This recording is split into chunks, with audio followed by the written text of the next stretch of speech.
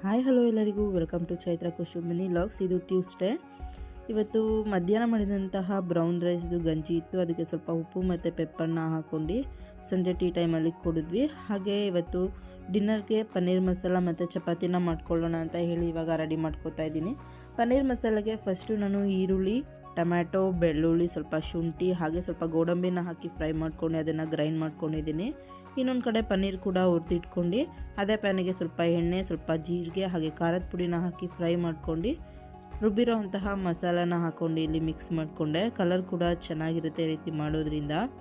ಮಸಾಲಾಗೆ ಇವಾಗ ಜೀರಾ ಪೌಡರ್, ಗರಂ ಮಸಾಲ, ಸ್ವಲ್ಪ ಧನಿಯಾ ಪುಡಿ ಮತ್ತು ಸ್ವಲ್ಪ ಖಾರದ ಪುಡಿನ ಹಾಕಿ ಪನ್ನೀರ್ನ ಹಾಕಿ ಮಿಕ್ಸ್ ಮಾಡಿಕೊಂಡೆ.